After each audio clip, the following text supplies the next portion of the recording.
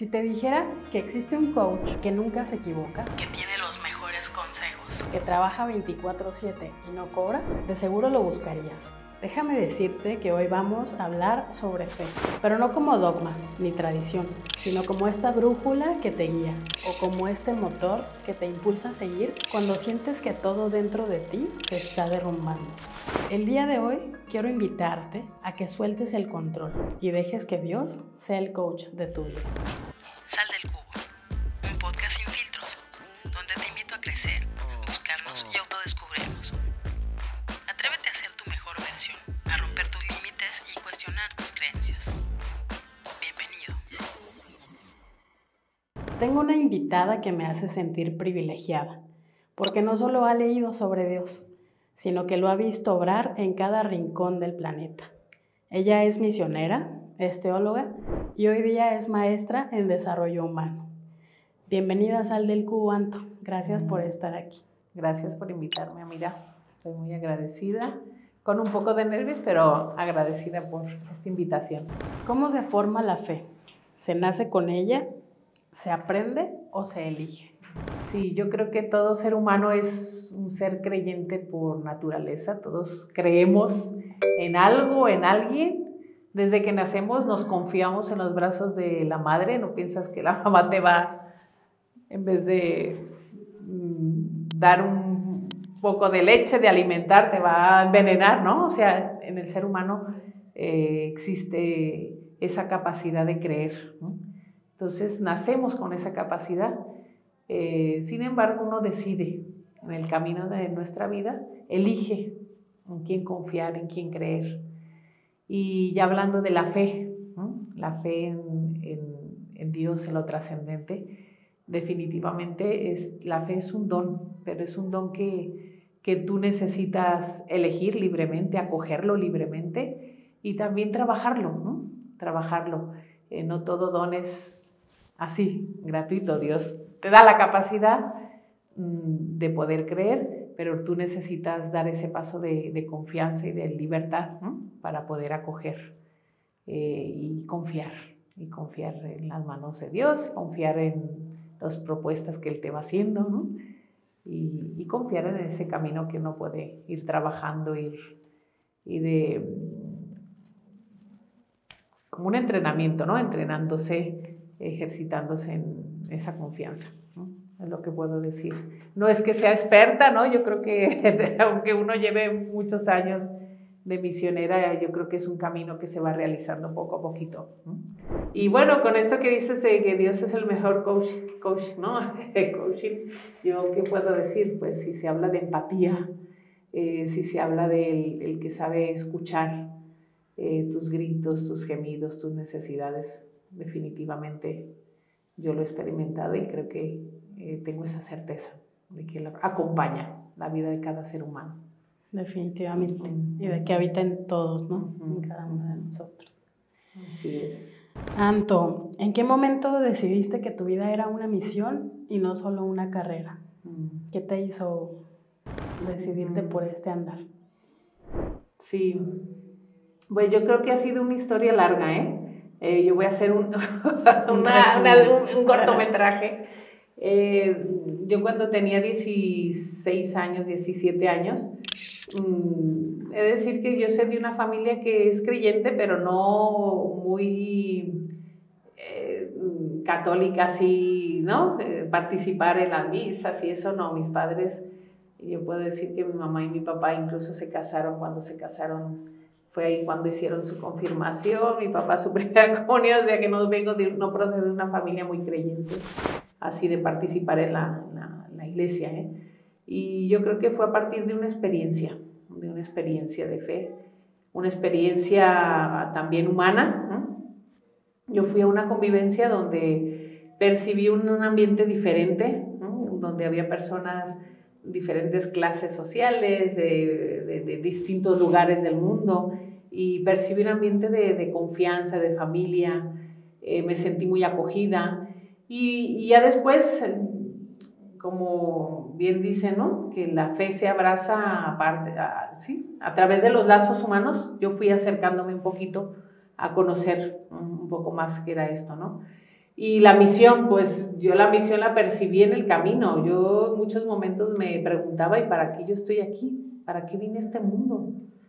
O sea, yo estaba estudiando la Facultad de Ingeniería Electrónica y me acuerdo de estar en los laboratorios ¿no? de la ingeniería y ver a mis compañeros, verme ahí enredada en los circuitos, arreglando nuestro circuito, mi primer circuito de radio y mirar aquel pasillo de tantos compañeros y ver que no, yo decía, yo me voy a dedicar a arreglar máquinas, ¿no? Digo, qué bien, pero no, yo no.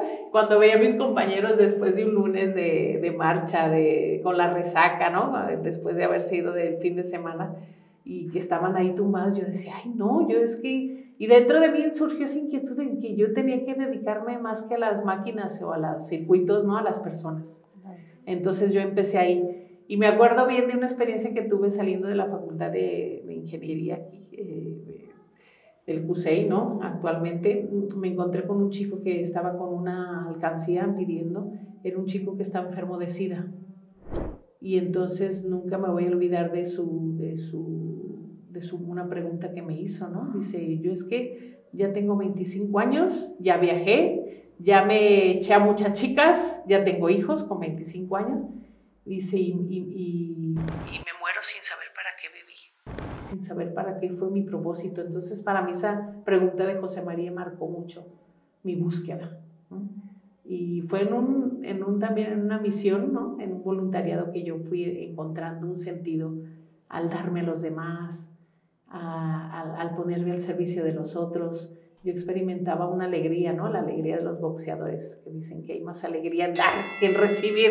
Yo pensé que la vida, la felicidad era recibir, que me dieran, ¿no? Pero cuando empecé a salir un poco de mi capullo, y yo empecé a encontrar como un sentido que nunca había encontrado, la alegría de darse, de entregarse.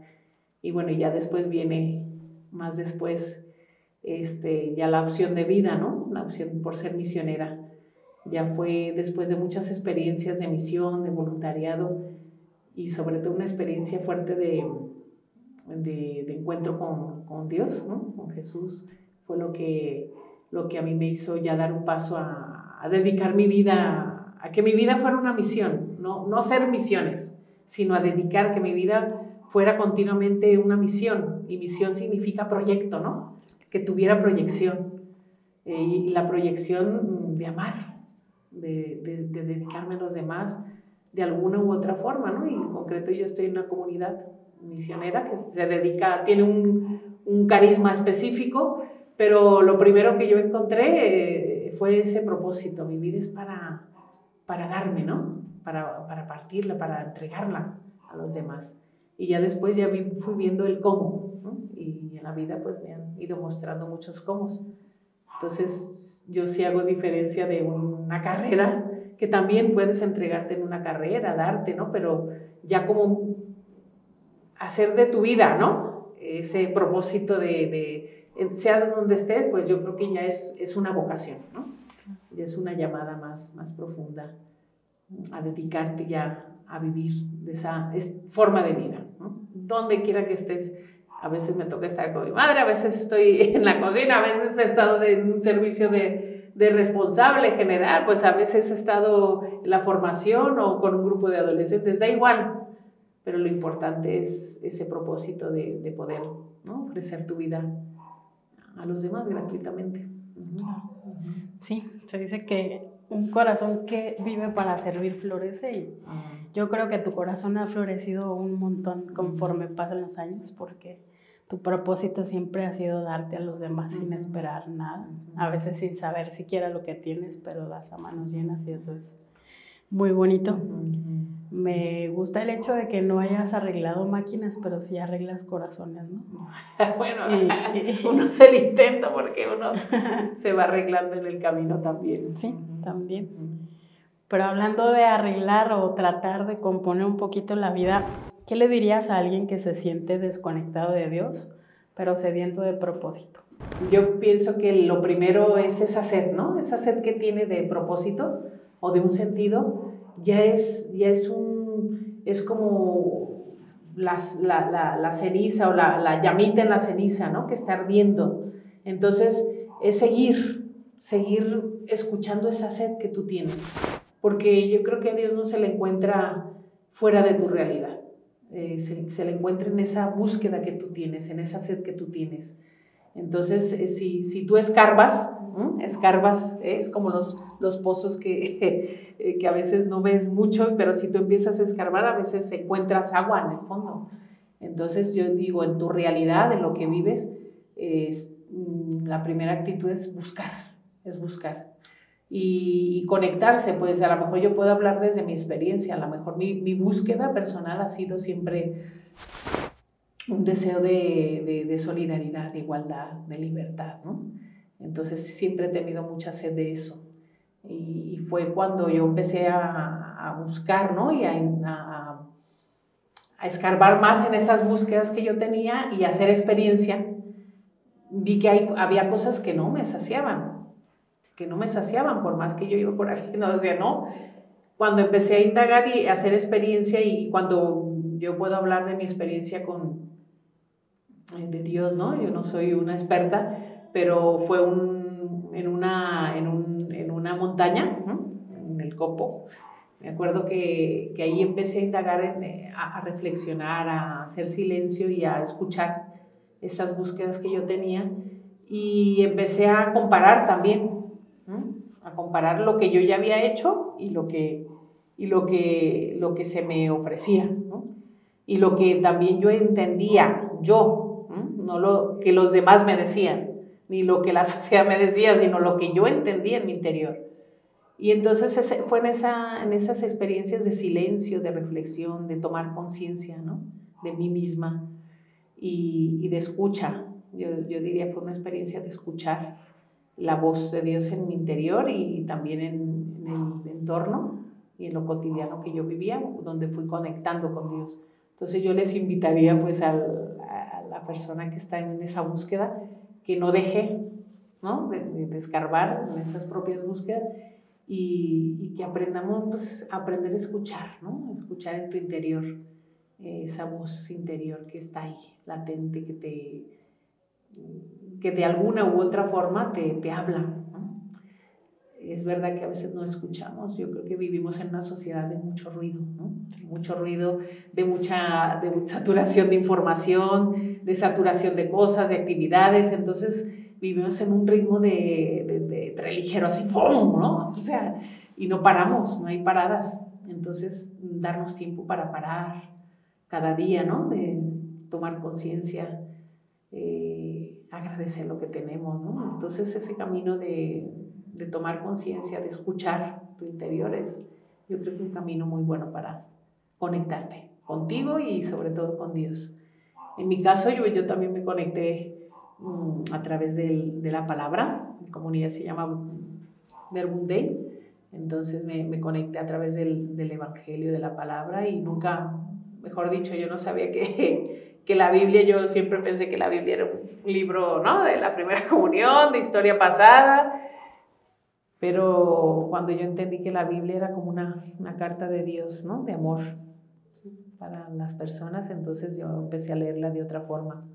Y cuando la empecé a leer con fe, de que esto no era algo pasado, sino algo que me quería hablar en el hoy de mi historia y en el contexto social donde yo vivía, entonces empezó a tener un nuevo sentido, ¿no? Y ahí empecé a conectar un poquito más también con Dios y conmigo mismo, con mis sueños. Nunca me imaginé que en la Biblia, ¿no? En la palabra encontrara muchas de mis búsquedas también. Definitivamente creo que sí vivimos en uno de los momentos más caóticos de la existencia, con sobreinformación, con cosas que a veces no deberíamos saber a ciertas edades, y donde preciso estamos acostumbrados a la inmediatez, que no nos damos el tiempo de parar, ¿no? Y en estos momentos que debemos hacer introspección, en que los que nos disponemos a escuchar, ya sea nuestra propia voz o la voz de Dios, ¿cómo podemos distinguir si es realmente Dios hablándonos o nuestro ego disfrazado de propósito hablándonos? ¿Cómo hacemos esa diferencia? En este tiempo de confusión se necesita mucho del discernimiento, ¿no? El discernimiento. ¿Qué es el discernimiento? Pues es la misma palabra, lo dice, ¿no? Es cernir, es separar lo que es mío, lo que es de los otros, lo que es de la iglesia, lo que me han dicho los otros, ¿no? Lo que me han impuesto. Entonces, el discernimiento es un camino, es un proceso interior y también es un proceso que se hace con los demás. Muchas veces uno puede decir, ay, Dios me dijo, ¿no? Y el otro, yo vivo en comunidad, ¿no? Y a cada uno Dios le habla, Dios me dijo, ay, a mí me dijo otra cosa diferente, ahí entonces ¿con qué Dios hablamos, no? Entonces, a veces efectivamente están nuestros discernimientos, o mejor dicho, nuestra voz de Dios está muy matizada por nuestros propios intereses, ¿no?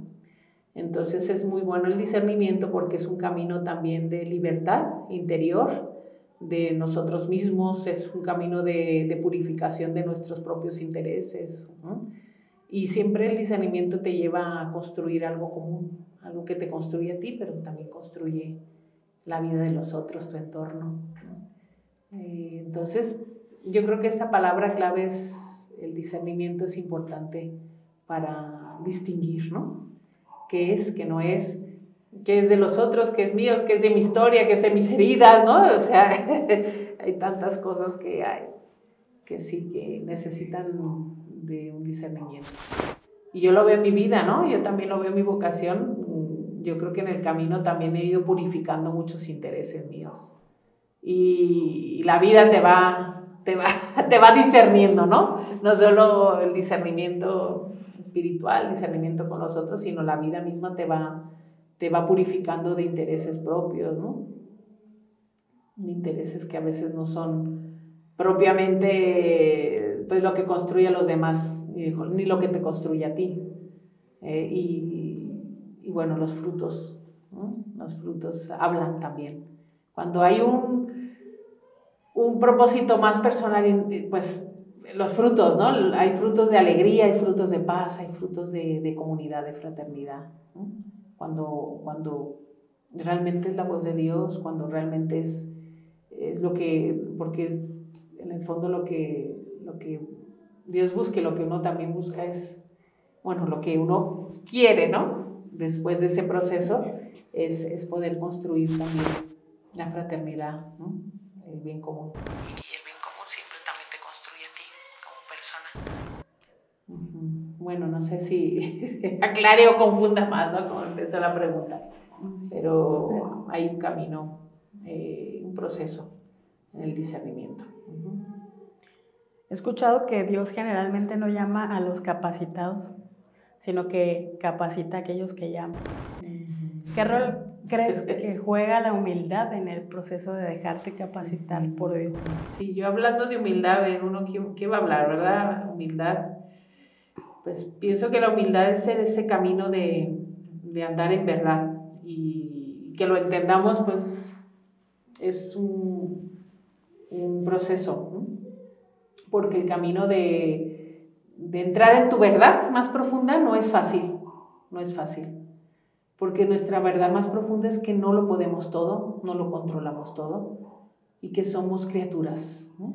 Necesitadas de los demás, necesitadas de Dios también, aunque a veces uno vive tan, yo lo puedo todo, ¿no? Yo soy el potente, el poderoso, y eso pues a veces no nos hace reconocer nuestra verdad. Y nuestra verdad está llena de potencialidades, o sea, nosotros estamos llenos de potencialidades, pero también de historias, ¿no? De historias vividas, de heridas, ¿no? Entonces, yo pienso que el camino de la humildad es situarnos en nuestro lugar, en nuestra verdad, en el valor que tenemos, ¿no? Y situarnos en nuestro lugar de criaturas, ¿no? De criaturas amadas, de hijos amados por Dios, ¿no? Y yo creo que este camino pues te hace también aprender como a dejarte las manos, dejarte modelar por Él. Yo veo que es un camino largo, ¿no? Yo soy misionera, ¿no? Y he vivido momentos de mucho desierto, de mucha oscuridad. Y ahí es donde he aprendido como a soltar, ¿no? Las riendas o sea, no quererlo controlar todo. Y hay momentos donde realmente no puedes, es que no puedes. Y entonces necesitas como aprender a dejar a confiar, ¿no? A dejar que los otros te vayan guiando, pero en libertad, ¿eh? Porque no es, me dejo llevar, vida leva, como dicen en Brasil, no, déjame llevar, no, es en libertad, yo quiero confiar, ¿no? En las manos de Dios, yo quiero confiar en las manos de los otros, ¿no? Y yo creo que ese es el proceso. Pues, y he visto pues muchas experiencias muy bonitas que en mi vida misionera, que Dios nos va hacia adelante, muchas cosas. Contarte así experiencias, ¿no? Yo ya hace poco tiempo estuve en un servicio que me suponía mucho, que en un principio yo lo viví como, es como si yo tuviera que hacer, llevar, traer, ¿no? Pero a medida que fui avanzando me di cuenta que no, que ni abarcaba, ni podía, y que necesitaba aprender a colaborar, ¿no? A colaborar con Dios en su obra. O sea, que no era yo la que hacía la obra, sino era la que colaboraba, ¿no? La compinche. Entonces, la compinche, ¿cómo se dice? Los chefes, los cocineros, la compinche, ¿no? La pinche, ¿no? La pinche, no quería decir la palabra, la pinche. La pinche misionera. Entonces, sí, la pinche misionera. O sea, no, en realidad tú eres colaboradora, ¿no? Y la vida te va poniendo también en tu lugar, ¿no? Como alguien que colabora, que pone, que empiezas a aprender el camino de la docilidad, de entenderlo, o sea, cada día tu granito de arena, ponlo, colabora. Y también eso se ve, pues, se ve cuando trabajas en equipo, ¿no? Trabajas con los otros, no trabajas sola, no vas a tu bola, yo voy y hago, deshago, ¿no? Sino que necesitas también de los otros, ¿no? Para trabajar, para construir algo. Y yo creo que ahí también ese es el camino también de la humildad, ¿no? No solo, pues ya soy humilde y voy a fiarme, no, sino se muestra cuando aprendes a trabajar con los otros, cuando valoras al otro, ¿no? Cuando ves que el otro tiene cosas que tú no tienes, ¿no? Cuando también tú valoras lo que tienes y que a lo mejor el otro no necesita. Entonces, sí, una humildad te hace también trabajar en complementariedad, sacando lo mejor de ti y no reservártelo, ¿no? Porque tampoco humildad es, no, este cuerito yo me lo guardo y ya no. Es como yo tengo esto y se me ha dado y quiero ofrecerlo, ¿no? Tú, por ejemplo, dices que tienes 33 años ya en la misión y supongo que después de tanto tiempo escuchar la voz de Dios es más claro para ti. Pero para mí, una persona más común, que entre a veces tanto tumulto, tanto ruido, tanta gente, una de dos, o pareciera que Dios no me habla o de plano no he abierto bien el oído para escucharlo. ¿Cómo puedo mantener una fe viva? ¿Cómo hago para comunicarme mejor con Él y aprender a escucharlo? Ya, mira, dices que yo a lo mejor escucho y ya tengo más claridad, hay más relación con Dios, ¿no? Muchos dicen, tú que estás enchufada ya, por favor, pide ayuda para mí. Yo creo que el camino de la fe no es algo que se controle nunca, ¿sabes? Es algo que cada día necesitas aprender. Eso es lo primero que quiero decir, o sea que no me siento experta en nada de esto, y mucho menos a medida que avanzas es como cuando te metes al mar, vas metiéndote más y más y vas viendo que no controlas, no dominas, ¿no? ¿Y qué puedo decirte de cara a tu experiencia? ¿No? La experiencia es, es que para ti a lo mejor es más fácil que a mí, que yo vivo en el ruido. O sea, ¿qué puedo decirte? Yo creo que cada uno tiene una forma de ser, tiene un contexto concreto, y desde ese contexto, desde lo que tú eres, desde tus búsquedas, tú puedes encontrarle. Dices, pues no le encuentro. Pues es que a lo mejor muchas veces uno tiene expectativas, ¿no? Yo pienso, no sé, que tener una experiencia de un pedo místico, o sea, de una cosa así, yo qué sé. Y a veces no, Dios se manifiesta en lo sencillo de cada cosa, en lo cotidiano, lo que menos te esperas. O sea, siempre te sorprende, ¿no? Y la fe, hay un escrito del Papa Francisco, ¿no? Que ya nos sigue acompañando de otra forma, pero que me ha ayudado mucho. Él habla de la fe viva y ardiente de un misionero, se mantiene en la súplica. Él habla, ¿no? En esa súplica continua al Espíritu, de esa petición. Entonces yo creo que una fe viva no se mantiene cuando se pide, ¿no? O sea, una vez un joven me decía, ay, Antonieta, yo quiero tener fe. Digo, pues pídela. O sea, y si tú quieres, empieza, como todos empezamos, a gatear, ¿no? Yo mi primera experiencia que fui a un retiro y decían, tú habla con Dios, Él te va a hablar. Y yo, pues, sí. Y yo me acuerdo que empezaba a hablar con los árboles, con las piedras, con todo el mundo, ¿no? Con la naturaleza, pero digo, a mí Dios no me habla, ¿no? Pero yo creo que vio mi búsqueda, ¿no? Y vio mi pedido y mi deseo profundo, ¿no? Entonces, yo me acuerdo que llegó un momento en que solté, dije, no, a mí no, pero ya había buscado mucho, ¿no? Entonces fue un momento de silencio donde yo percibí algo muy sencillo que alegró mi corazón, ¿no? Entonces, tal vez yo esperaba, wow, como dije, pero místico, una alegría, una no sé qué, y fue en algo muy sencillo, o sea, yo experimenté un gozo interior, ¿no? Que digo, ¿y eso de dónde viene, no? Y yo entendí, pues, que en esa emoción, ¿no? De gozo, pues, estaba Dios hablándome, ¿no? Entonces, yo creo que la verdad que la presencia de Dios se puede manifestar de muchas formas, ¿no? A veces en lo silencioso, en el susurro, pero uno necesita estar así como cuando uno tiene, ¿no? Conectado todos los aparatos, la luz, o sea, estar con las antenas encendidas. Y yo creo que a veces nuestras antenas están muy conectadas con otras cosas. Yo siempre cuento una experiencia que cuando era joven, antes se usaban no los móviles, los celulares, era la radio, ¿no? Era X, yo me acuerdo que vivíamos en diferentes lugares y las misioneras teníamos una radio y empezamos XE1 Copa Azul Granada Lima Hotel llamando al copo, llamando, y así, ¿no? Y todos queríamos estar con esa radio porque era bien divertido y me acuerdo una vez que yo ahí estaba, XE1 llamando, de repente apareció un trailero, ¿no? Aquí, Diablo Rojo. Ay, Dios, ¿con quién me voy a conectar, no? Y entonces yo empecé a entablar un diálogo con este Diablo Rojo, ¿no? Pero bueno, a mí esta conexión me dijo, fíjate cuántas veces, ¿no? O sea, no tenemos la sintonía apropiada.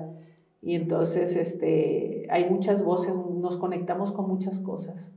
Y a veces las antenas de la sintonía, ¿no? Con Dios, la sintonía que a veces tiene mucho que ver con estos parones que decíamos. La sintonía tiene mucho que ver con las relaciones con los otros, ¿no? Porque no está desconectada la escucha de Dios con la escucha a las personas. A veces no estamos en sintonía con los otros y eso interrumpe, ¿no? A veces no estamos en sintonía con lo que nos construye. Entonces, todas esas cosas a veces puede ser que nos interrumpan. Nos conectamos con muchas cosas, pero la sintonía con Dios, sí, a lo mejor no está en línea, ¿no? Tú debes de conocer más de sintonías, de cosas, de conexiones y demás. Pero pienso que Dios está deseoso de hablarnos y que si algo tiene Dios es que habla mucho, pero a veces su forma de comunicarse a veces está en el silencio, ¿no? Y a veces está en aquello que nosotros no nos esperamos. Oye, Anto, sé que tú como misionera te ha tocado viajar por todo el mundo, ¿no? Por zonas donde hay quizá mucha riqueza, pero también donde hay mucha pobreza. Sé que has conocido momentos llenos de dolor y también de gratitud, pero hoy me quiero enfocar en estos lugares donde pareciera que Dios se olvidó de pasar, ¿no? ¿Qué crees tú que le falta a las personas que aparentemente tienen todo para tener esta fe que habita en las personas, que su riqueza podría decirse que es Dios, pero viven en una pobreza extrema? Es que fíjate, mira, hay pobreza. Yo siempre he dicho que la mayor pobreza está en las personas que no tienen amor. O sea, esa es la mayor pobreza. Y luego es verdad que hay pobrezas materiales, ¿no? Y a veces hay miseria, ¿no? Donde existe la pobreza material y donde no hay nada que te sustente, ni una familia, ¿no? Ni unos amigos, no hay amor, ¿eh? Entonces ahí hay miseria. ¿Qué puedo decir? Hay algo que en todos los lugares donde he podido compartir con personas más sencillas, ¿no? Más como dices, a veces con mucha pobreza material, ¿no? Lugares donde no hay agua, no hay luz, o viven situaciones bastante límites, y sin embargo me he sorprendido mucho que hay algo, dice un autor teólogo, Leonardo Boff, que en los pobres existe como una columna o como una varilla interior, ¿no? Que es la presencia de Dios que les sostiene. Es el misterio de los pobres. O sea, que hay Dios que es la esperanza de Dios que les está sosteniendo porque no tienen nada más y no es algo que ellos lo busquen, ¿no? Todavía me acuerdo de experiencias así muy fuertes con algunas mamás de la favela ahí en Morro de las Piedras, en Brasil, con las que me tocaba compartir, ¿no? Iba a sus casas y te compartían lo que tenían y luego te contaban unas historias muy dramáticas, ¿no? Muy dramáticas, que han vivido con sus 3, 4 hijos debajo del puente hasta que consiguieron tal y el hijo pues era traficante, que lo habían matado, en fin, historias muy dramáticas. Y sin embargo veías a la mamá, ¿no? Ahí, sosteniendo el hogar, luchando por sus hijos. Entonces tú dices, ¿qué hay ahí? ¿No? ¿Qué hay ahí? Y bueno, yo quiero contar una anécdota que a mí me marcó mucho. Fue también en una favela, en Jardín Victoria se llamaba, ahí en Bauru, en Brasil, en el interior de Sao Paulo. Fuimos con un grupo de jóvenes a visitar las casas y entramos en una casa. Estaba llegando una señora muy mayor, una abuela. Entonces, después estaba calentando la leña, una ollita de frijoles, ¿no? Entonces sus nietos llegaron y ella empezó a contarnos la historia y nos habíamos adentrado a su casa y ellos decían, bueno, nosotros le preguntamos que nos contara un poquito de su familia y dice, bueno, mi hija acaba de morir de un cáncer y me dejó a sus hijos y a su papá lo mataron. Bueno, ella así como contando de las historias y todos los jóvenes universitarios que iban de misión se iban cada vez más para atrás. Y entonces dice, pero yo le doy gracias a Dios porque tengo que comer, ¿no? Y entonces empezaron a llegar sus nietos, uno tenía 8 años, el otro tenía 10, el otro así. Y entonces fueron llegando los nietos y dice, bueno, vamos entrando a la sala, Y bueno, entramos todo el grupo de jóvenes, no tenía sillas en su casa. Y entonces, de repente, pues, cuando nos contaba la historia se hizo tarde y vimos que no tenía techo, ¿no? O sea, era una casa como...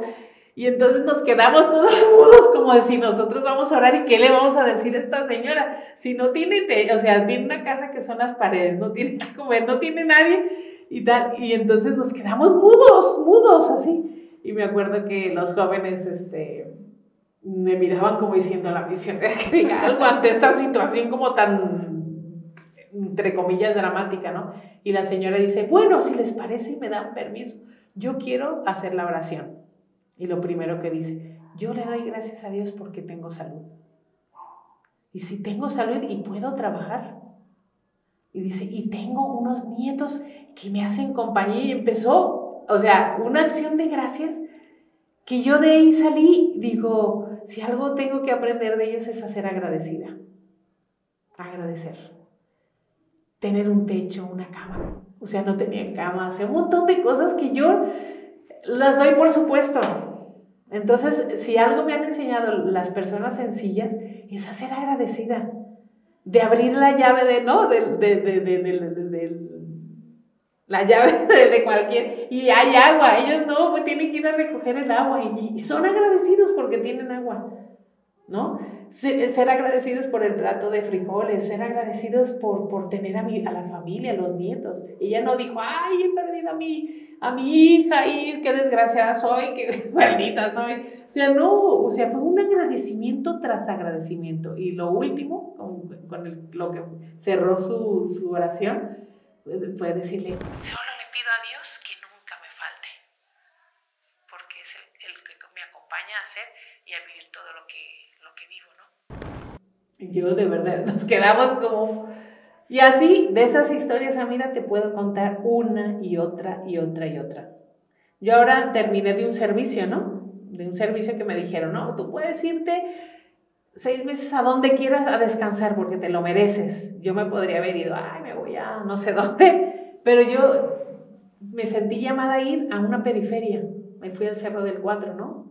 Ayer acababa de tener mi despedida ahí de estos 3 meses que estuve ahí. Porque yo en estos 33 años de vida he experimentado que el contacto con las personas más sencillas a mí me ha enriquecido mucho. Y es verdad lo que dice el Evangelio, que los pobres te enriquecen. Porque tienen algo que yo a veces no sé agradecer, ¿no? Y tienen una fe muy viva.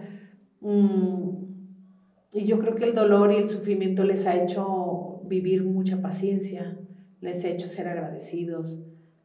Pero no a todos el sufrimiento nos hace, ¿no? A veces nos endurece más, nos hace ser más que quejumbrosos, ¿no? O sea, sí, en fin, ya no me enrollo, pero yo creo que de ese tipo de historias me he encontrado a muchas y los pobres me han enriquecido, me han dado mucha esperanza, muchas ganas de no quejarme, ¿no? De valorar lo que tengo, de seguir en mi camino, ¿no? A veces me quejo por pequeñas cosas que no son superfluas, pero ellos me enseñan a poner pues mi mirada en lo esencial,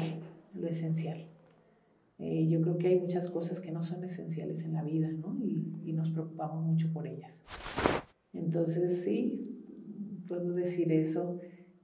Y también pues he vivido en contextos de mucha riqueza, en lugares que lo tienen todo, pero no tienen un sentido, ¿no? No viven esa actitud de agradecimiento, sino más bien de queja, ¿no? Me acuerdo de una señora en una residencia de estos, de la High Life.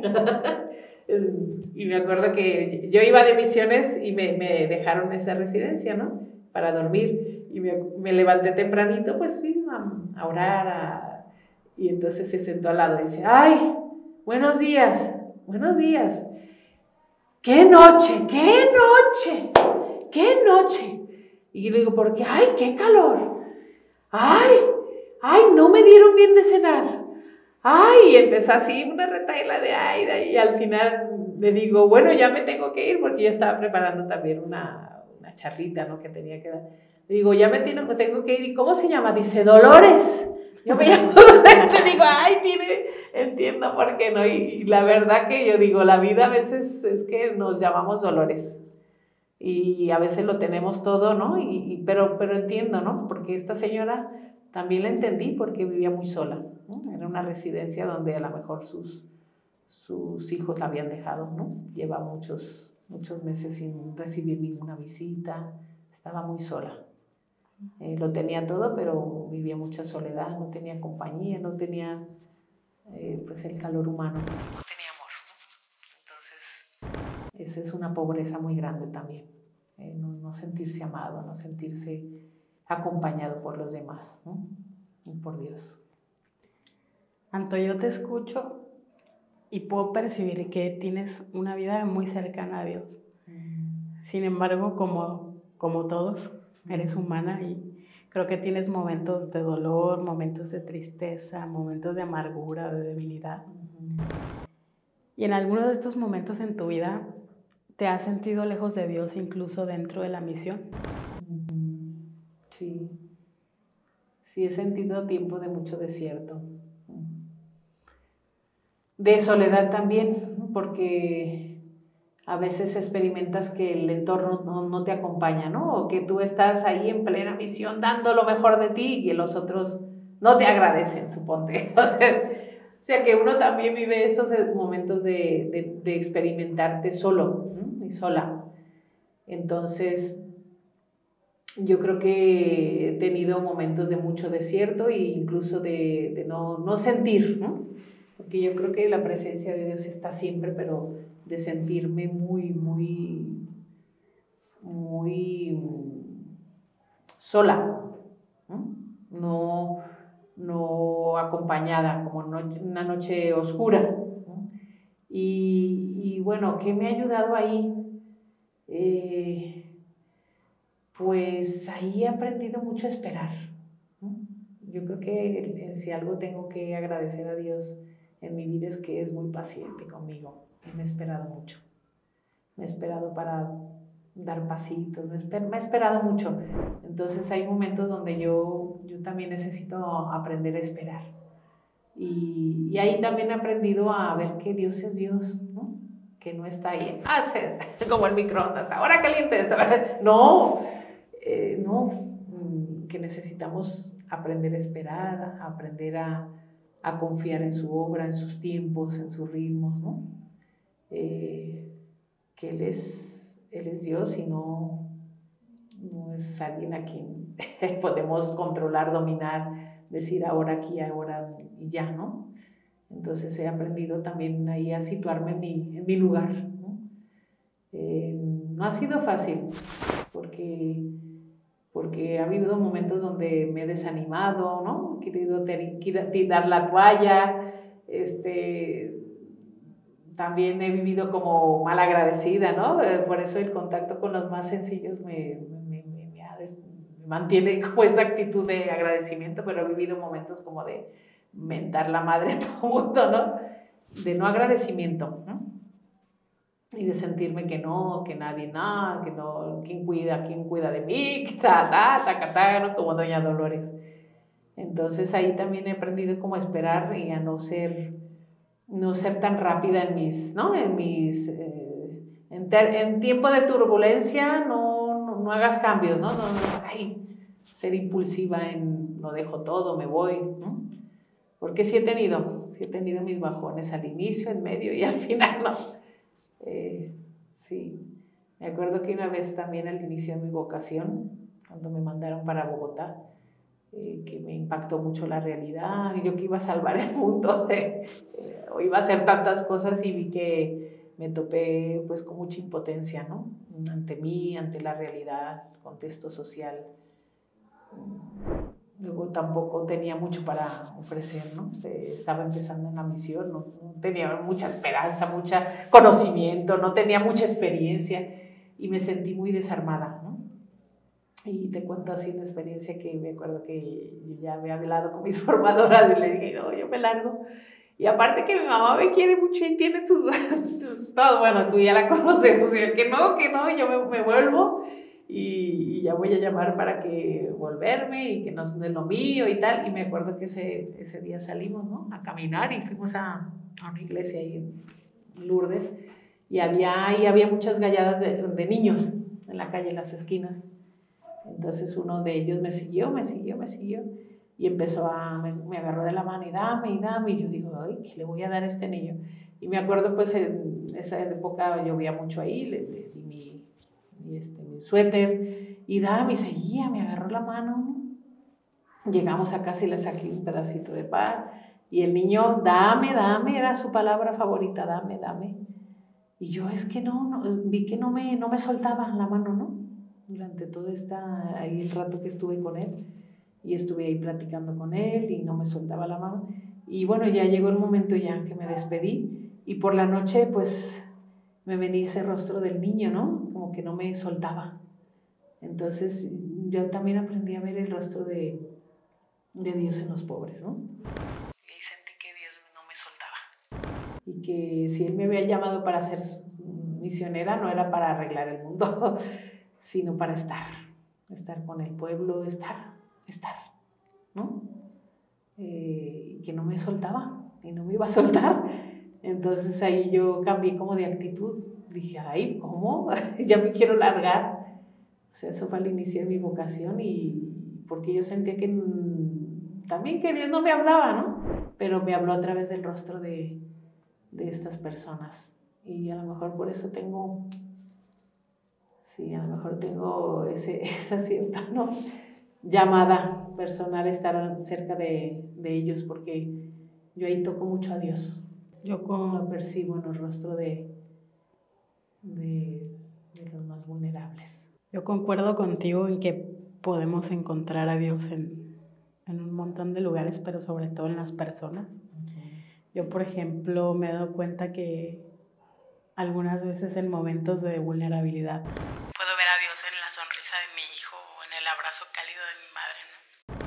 Y he vuelto estos momentos como personalmente espirituales.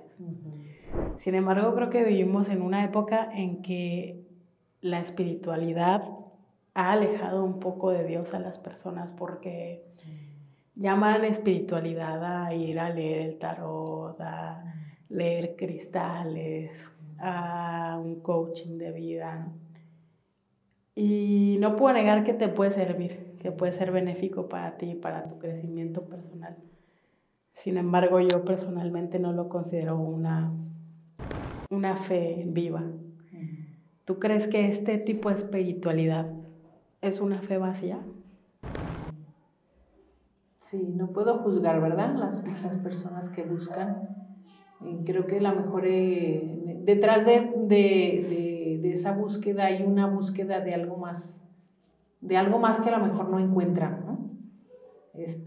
No puedo decir esto, no, anatema, no, porque no puedo juzgar, ¿no?, en lo que hay en el corazón de las personas que van a buscar respuestas.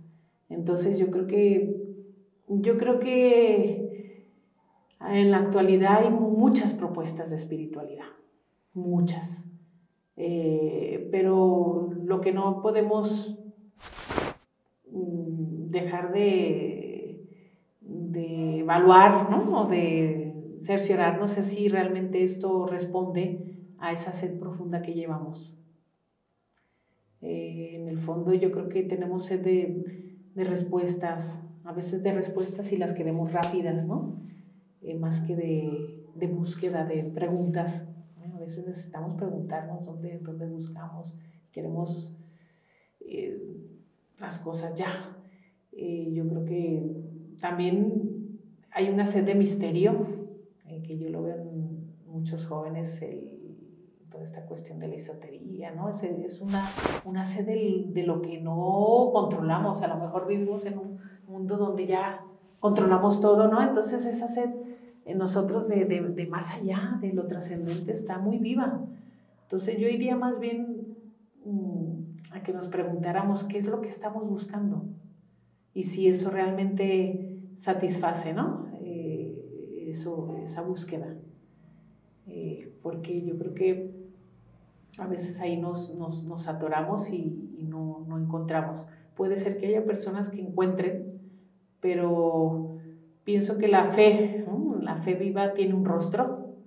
La fe viva es alguien. Yo a lo mejor hablo desde la experiencia, es alguien vivo, es alguien que tiene rostro, que tiene sentimientos, que no es una idea, una energía solamente, no, es alguien que te acompaña, que está, que a lo mejor no le controlas, no le puedes, pero que sí te sostiene, ¿no?, te inquieta, te compromete, te implica la vida, no solo te viene a solucionar.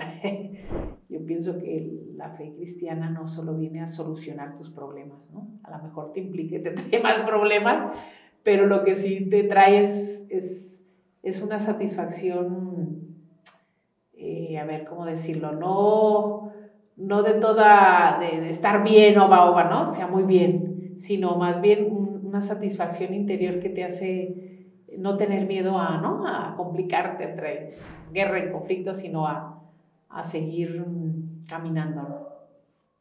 Y tiene mucho que ver con, no sé si alguna vez has escuchado la alegría o las bienaventuranzas, ¿no? Yo creo que la fe cristiana nos lleva a vivir una felicidad que en la actualidad no es que la busquemos mucho, ¿no? Es una felicidad que a lo mejor no está en el tener. Cuando habla felices los pobres, es felices los que a lo mejor han encontrado algo que no es solo tener, sino el valor en tu ser, ¿no? Felices los que luchan por la paz. Yo creo que a veces no luchamos, o sea, preferimos vivir nosotros en paz y aislarnos y no luchar por lo que realmente me construye como persona, no luchamos por vivir una reconciliación interior, ¿no? Por construir ambientes de paz, en fin. La felicidad que propone la fe cristiana es como una felicidad que yo creo que es un caminito, ¿no? A veces desconocido, pero que sí que va respondiendo. Ahí es donde tenemos que preguntarnos, ¿no? ¿Qué tipo de satisfacciones o felicidad nos ofrecen esas experiencias espirituales, ¿no? Anto, ya no te quiero entretener mucho porque no, gracias. Sé que tienes que regresar Sí. a la misión. ¿A dónde te vas? Sí, no, de momento voy a estar unos meses en España, ¿no? Pero con el deseo de que me puedan enviar de nuevo aquí a Guadalajara, al Cerro del Cuatro. Si Dios estuviera aquí hablándote al oído en este momento, ¿qué crees que te diría? Que me quiere mucho. Sí, que me quiere mucho, que está muy contento, ¿no? Con mi vida y que puedo decir, no creo que me lo diga ahora, ¿no? Yo creo que es algo que me ha repetido a lo largo de mi vida, que yo soy un instrumento valioso en sus manos. Y creo que esto que me dice a mí no me lo dice solo a mí. Estoy segura que se lo dice a cada una de las personas que nos escucha, que somos muy, muy valiosos y somos un instrumento que puede hacer mucho bien en el mundo, en la humanidad, en donde quiera que estemos. Somos muy amados. Y ahora te pregunto a ti que estás del otro lado de la pantalla. ¿Qué le dirías a Dios si supieras que te está escuchando? Dejarte coachar por Dios no significa que no vas a caer. Significa que siempre tendrás quien te levante, te guíe, te sostenga y quien te mire con ojos llenos de amor y te haga creer y saber que aún no has terminado, que tienes mucho más por delante. Doy las gracias, Anto, por estar aquí, por haber abierto tu corazón, por haber compartido tu vida y deseo que te pueda servir esta guía para que puedas crecer en Dios y de forma personal. Muchas gracias, Amira, por la invitación, por este espacio para compartir la fe. Creo que es otra forma de reavivar la fe. La fe que no se propaga, se apaga, dicen, ¿no? Entonces, creo que es un espacio muy, muy bonito de compartir contigo, ¿no? Y con los que nos escuchan. Espero que la experiencia, lo poquito compartido, pues pueda ayudar a que cada uno pueda hacer su propia experiencia, su propio camino de fe. Sí, mucho ánimo en esa búsqueda. Muchas gracias. Sí. Nos vemos. Nos vemos.